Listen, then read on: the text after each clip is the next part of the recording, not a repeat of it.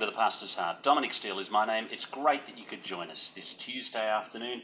Now, coming up over the next week or so on the Pastor's Heart, next week we're going to be talking to a man, I call him the Church Doctor, Peter Mayrick. He works for the Centre for Ministry Development here in Sydney, and he's able to, by looking at gauges, by looking at the statistics that your church has submitted on the National Church Life Survey, work out where the areas that you need to give special attention are and all sorts of things like that. We're going to be talking to him about the whole subject of pragmatism in Christian ministry and the dilemma of are we being biblical or are we being pragmatic, and how do you put all that together? So it's going to be a very interesting discussion next week with Peter Mayrick. A reminder that if you are watching the Pastor's Heart or listening to it and benefiting from this ministry, we'd really be encouraged if you could let a colleague, a friend, a peer in ministry know so that they might benefit as well. Now, today, we're thinking about Christmas, less than 2 months, kind of 6 weeks to go till Christmas time, and it's the time when we're turning our attention really directly, rapidly to the whole subject of Christmas meetings, to preaching at Christmas, and whether it's a carol service, a gingerbread night, or the actual Christmas Eve or Christmas Day services. And so I've invited two of my friends, two of my neighbours, two of Australia's great preachers, Luke Tattersall and Kanishka Raffel, to come and talk to me and help me write my Christmas talk and sharpen me on this whole exercise and sharpen you on this. Thanks very much for coming in, gentlemen. Thanks for having us. Pleasure to be here. Well, before we get to Christmas, let's talk the heart of the pastor. And we'll start with you, Kanishka. Tell us about a journey that God has led you on, that you've had to wrestle with him on. Sure. Well, because we're talking about Christmas, I thought just this morning, thinking about this question, I thought because you've been watching us asking. I have been watching. I have been watching. Yes. 2007, the beginning of 2007, my mother died unexpectedly, very rapidly. She got sick and died very rapidly, and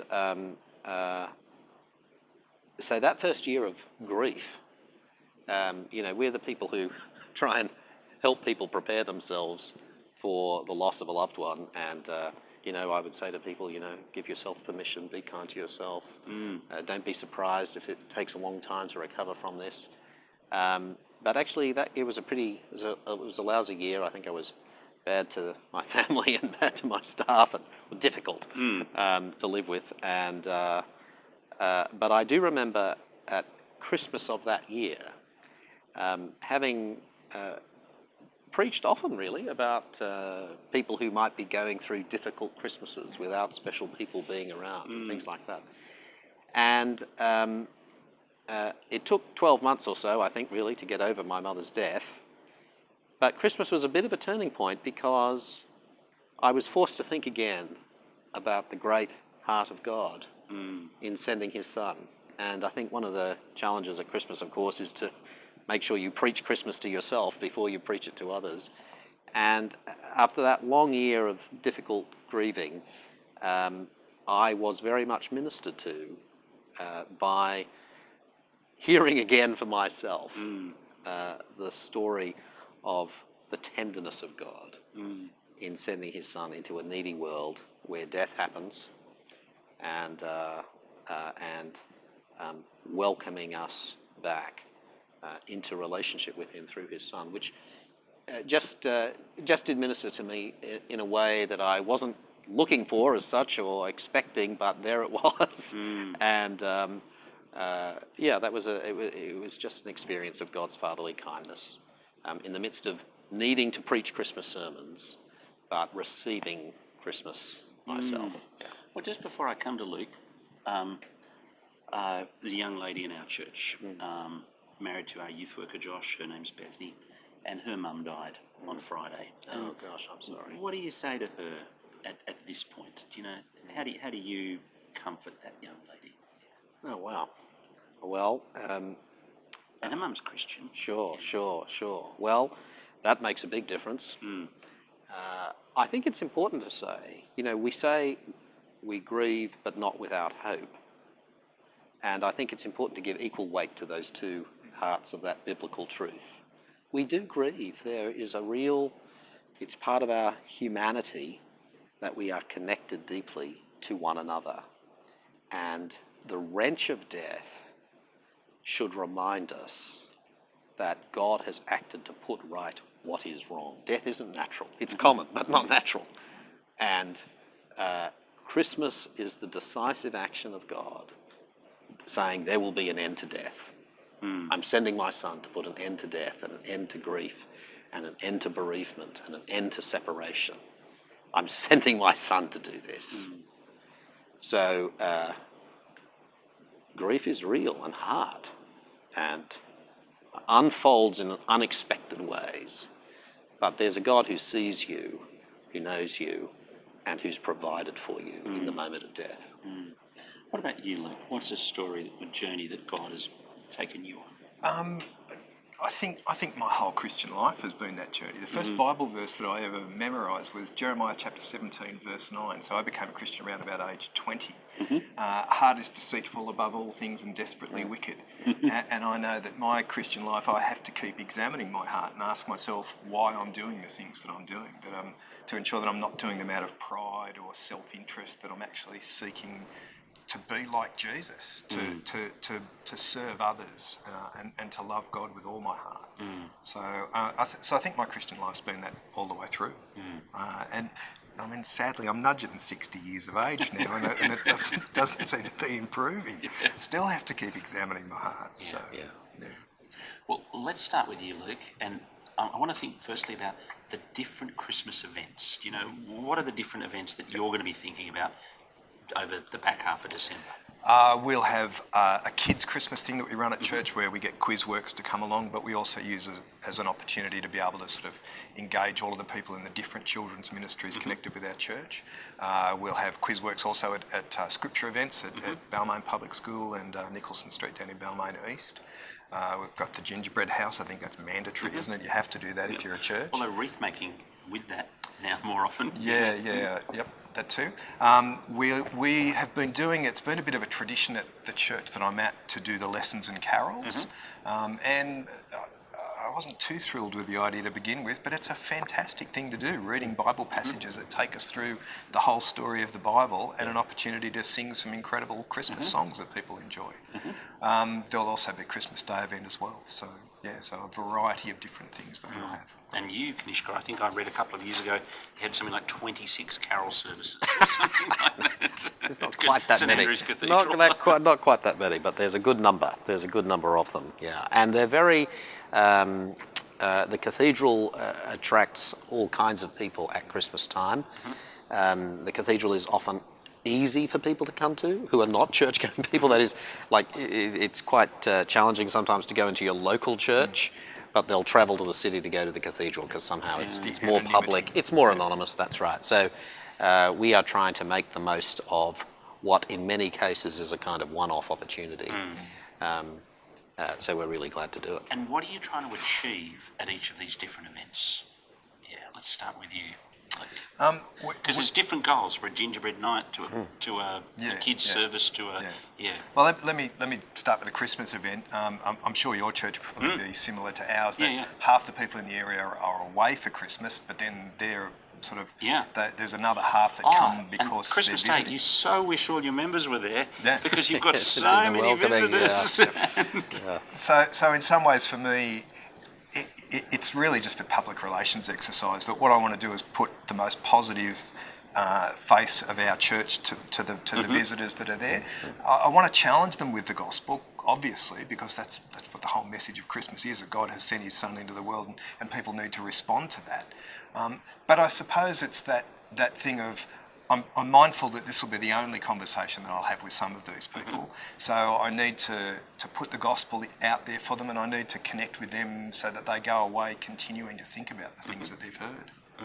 What about you, Kanishka? Well, I think Luke's right that, of course, the first thing is the first thing. We want to set forth Jesus.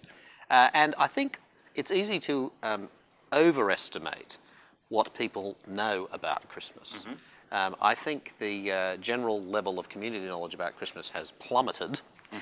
So don't be surprised, or I would say anticipate that for a good number of people who, of course, been celebrating for Christmas forever, but they don't actually know What's going on, necessarily what it's about. what is what.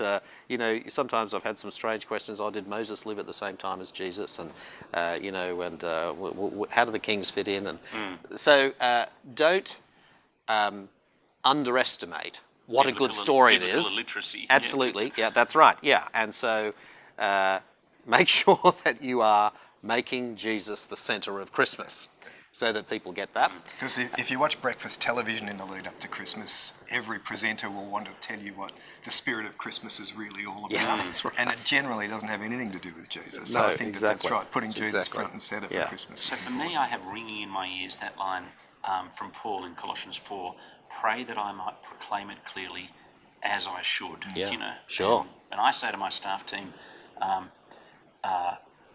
this is the moment where you want to actually, the as I should, you want to demand of me that I Yeah. have proclaimed it clearly. Yeah, you know? sure. And I'm wanting to be saying, Jesus is the Saviour, Jesus is the Lord, Yeah. with repentance and faith is the application point. Yeah, it is difficult because you're obviously not going to have the opportunity to fully explain penal substitutionary atonement for the people that are Yeah. And there's a sense of making a little ground. Oh, Yeah. absolutely, That's right, yeah. And again, connecting with them in a way that leaves them walking away, continuing to think about it. And for me, that's, I mean, with Christmas talks, I think it's always about trying to think about what's that issue within our society, what's the issue in the lives of the people who are here, where the gospel pierces their heart and shows them that the answer is Jesus. And then I think there is there's the connecting. It's important to do that. So we've got to know that it's important to get Jesus in front of people. We've also got to know how difficult, how foreign church is. It is remarkable that people who don't go to church still come to Christmas or to your event. And so I think whatever kind of human community connection you can bring to light just reduces their anxiety about who are these people and what do they think. And so the more points where you say, we're going to get the credit card shock after the Christmas shopping, or we're just hoping Auntie Betty's not going to get the turkey again this year. Just the things that allow people to say, that happens in my normal. Yeah. Exactly, that happens in my Christmas is family like too. mine. I'm running around, going to every child's end of year function, or those kinds of the culture of Christmas in our society today. Just connect into some of those points, just to give people the impression, actually, these guys know what life is about. Their life is a lot like mine. Your issues are my issues. Yeah. We have those. That's right. But they've got this thing about Jesus. What's that about? And that'll make it easier for them to listen. Have you guys had the experience of events where nobody really wants to pay attention to your talk? Do you know, Never. Quite regularly. I'm actually thinking about the gingerbread night, do you know, where everyone's focused on making their gingerbread thing, and there's going to be a talk, and the kids are sitting at the table with the parents, and the kids are talking, and how do you kind of push through that moment? We make sure that every event that we advertise, that we actually make it clear that we'll be talking about the real meaning of Christmas and talking about what Jesus came to do. So no one's going to be surprised that there's a talk.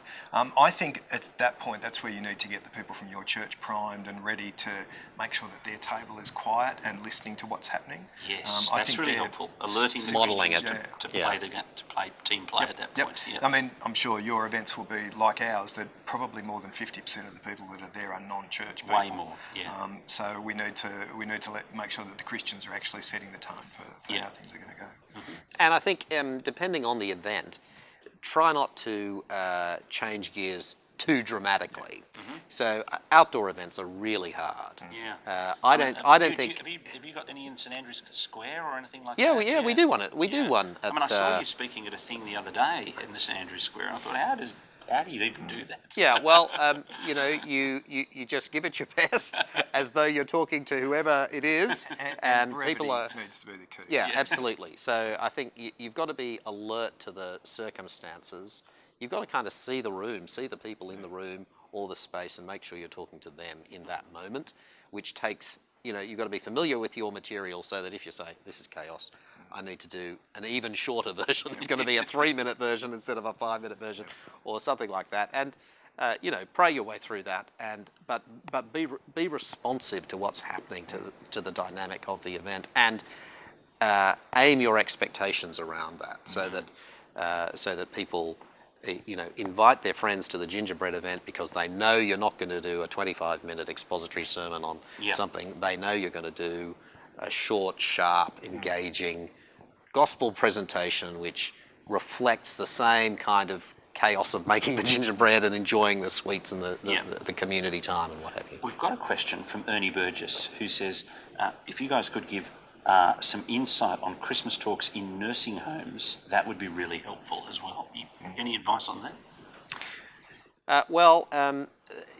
It's quite bittersweet often in nursing homes.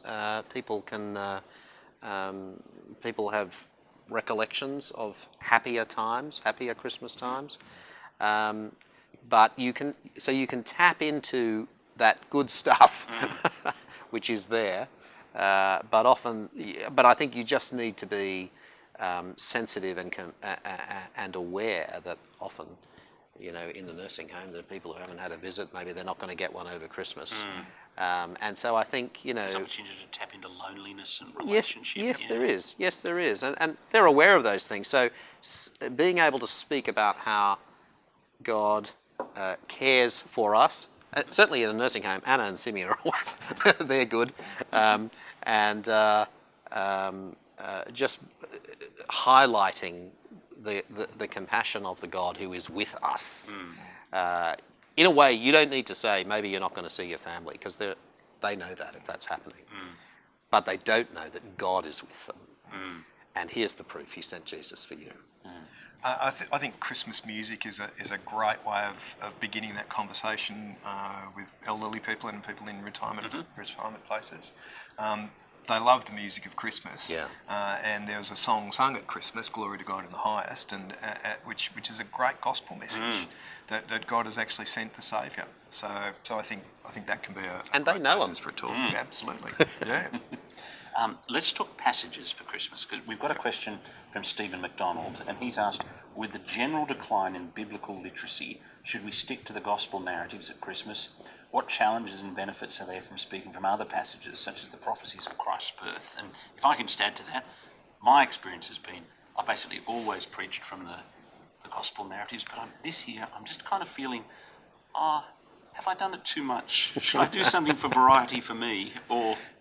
What's your answer to that? Of course, there are two audiences. There are the church members, the church family, and the visitors. And so we always try to make sure that we had a kind of church family Christmas service, which just allowed us to be a little bit self-indulgent in a sense and celebrate. So we do that outside of the kind of Christmas Eve and Christmas Day, but a couple of weeks before. Cathedral, I'm really talking about when I was in a local church in Perth, and earlier on in December we'd make sure it might be the Sunday school wrap-up time or something like that, and we just had a kind of Christmas service which was for us, so that we could be a little more geared to the outsider for the big days, and so for those big days, I just think those people come for the Christmas story.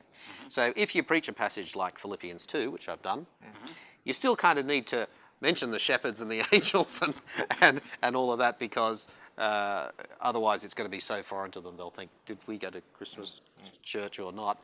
But certainly you can, I think it's good, at least from time to time, to show how the whole of Scripture is pointing to Jesus, and so I've got no problem with preaching Christmas from other parts of the Bible, including the prophetic passages, but I do think that the outsider especially needs to have something that makes them feel a little bit familiar with what's going on here, which means not Santa, shepherds, angels, Mary and Joseph, what's going on.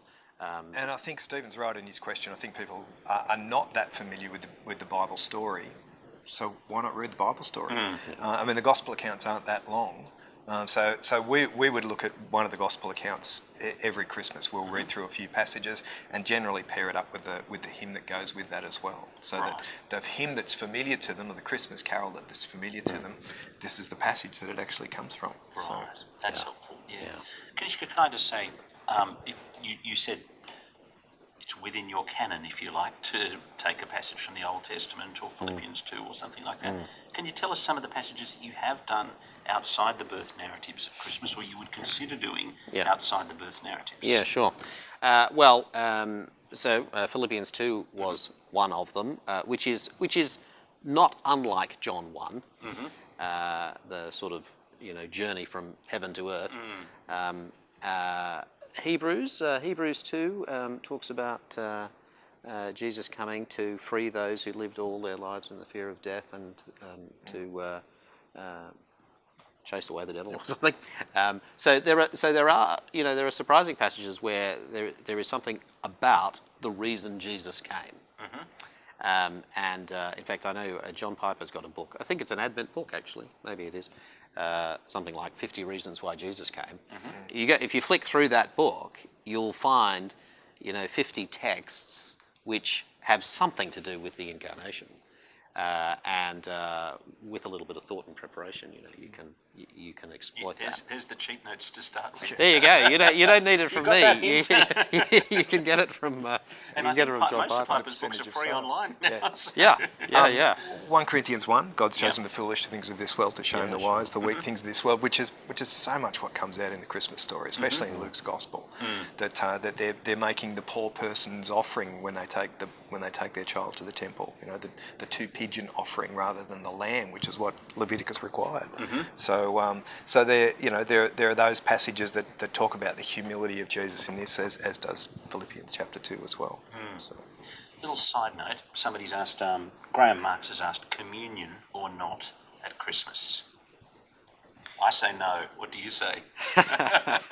Well, on Christmas Day, we have a communion service in the morning, early, and then we have a regular service without communion.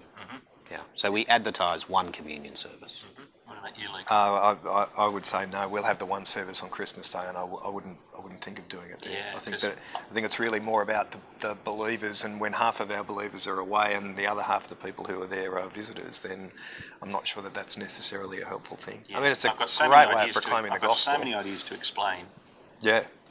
How do I do all of those ideas and all of those ideas? Yeah. If you use the prayer book, there's the Christmas Day Thanksgiving. That helps. I'm Presbyterian. Your preparation for your Christmas talk, how different is it? You'll obviously have a routine of preparation. I'm going to be doing 2 Corinthians 3 this weekend. How should I expect my week of preparation looking different to my 2 Corinthians 3 week to my week before Christmas?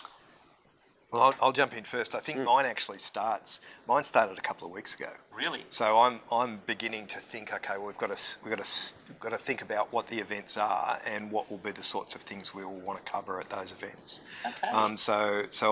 And then there comes the advertising thing. So I've got to think about what's the talk that I'm going to do on Christmas Day. What am I going to do for the lessons and carols? Let it all hang out, Luke. Tell us what you're preaching on and how you're starting to put it together. Christmas Day will be Jesus, the man, the myth.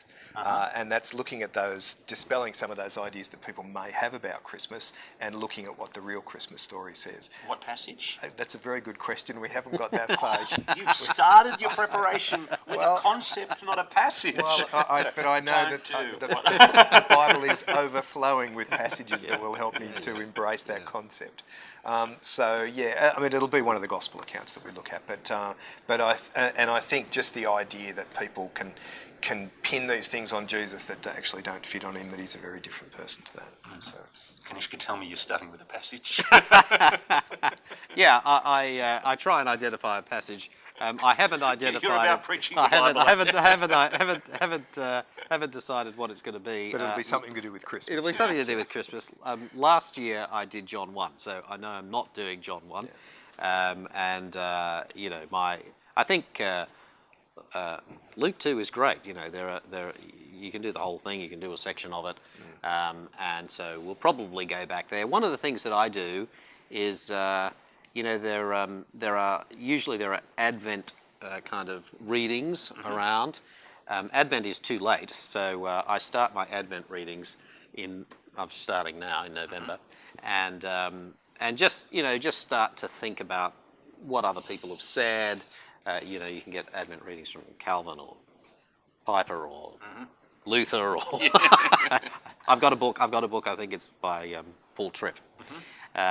So you know, just Calvin, Luther, Tripp. yeah, the great ones. So just you know, just kind of start to stew around. We know the story well, right? Yeah. But we're looking for the interesting exactly. way I find that it needs to be a way that's going to be interesting for them, but it's actually also got to fascinate me this year. Yeah, that's right. For me Yeah, to absolutely. actually do it with You don't want to preach Christmas sounding stale or kind of taken for granted or something like that. That's the expectation that those non-church people have when they walk in the door, that this is something that I have to endure, and this is going to confirm why I don't come the other 51 weeks of the year. So I think find confounding expectations is a big part of the that's whole right. of the Christmas event, not just the talk, but the talk particularly, but just trying to show people that no, we're not what you think we are. And I've got to suppress my inner Scrooge. Right. You know, because I'm a real bar humbug guy by the time we get to Christmas, right? So I've got to have given time for the Lord to, you know, capture my heart, Humble you with the Christmas story. absolutely, all over again, and to say, oh, I've got to talk about this. I looked back over some of my notes of Christmas talks, and I discovered that when my kids were little, the recurring opening theme was Christmas is so stressful. Whereas now that my kids are older, I don't feel the stress. No, that's right. Yeah. But that'll work. You'll get lots of empathy in your hearers. Hey, what about the issue of? I mean, for most of us, we're preaching in a room normally when children aren't in the room. Whereas Christmas morning, there's in our situation, it's the one Sunday morning of the year where we don't have any kids program. All the kids are sitting with their parents. And so it's just a whole different dynamic doing it when you've got 4-year-olds sitting next to their parents to when their 4-year-olds are off in the kids programs. Do you want to explore that? I'm very strong on brevity. I think that you really do need to actually tailor it to that. You've got to recognise that the attention span of these children will probably, even though they won't be the ones listening, they will probably determine the length of my talk. Because if you've got half the parents who've walked out the door, well, you know, you need to make sure that you keep it short enough. I think doing other things throughout the service that are actually going to occupy the children as well, to give them their time. So we'll have a puppet show. We'll probably have a kids video or something as well during our service. Yeah, we've often handed out little packs when the sermon started. But I think I've got to confess, really, I came to the idea of family talks late. So for a long time, again in Perth in a local church, you know, kind of tried to occupy the children with puzzles or colouring, age specific, but I was going to kind of speak to the grown-ups, and you know, it didn't work too badly. But I came to see through other staff engaging me on the subject that it would be good. That was no good, Kanishka. It would be good to have an all-age talk. And you know, I absolutely agree with that. I think what it does do is focus you on clarity, not only brevity but also simplicity of ideas, and so it's worth just the extra preparation that is needed in the midst of all the Christmas business, but devoting some time and guarding the time so that this piece of communication. You know this stuff, right? We know it. And so add a little bit more preparation time in terms of how we're going to deliver this message that we know well. It takes less time. I need less time on exegesis. You do? More time on the culture and more time on the kind of creativity. Communication, absolutely. Yeah. Gentlemen, thanks very much for coming and talking to us today. Great to be with you, Dominic. Very great pleasure. Thank Luke you. Tattersall has been my guest from Campbell Street. I had Balmain at the front of my mind, but right. Campbell Street Presbyterian Church, Balmain, and Kanishka Raffel from St Andrew's Cathedral. And you've been watching, listening to The Pastor's Heart, and we'll look forward to catching up with you next week when our guest will be the church doctor, Peter Mayrick. Thanks for joining us.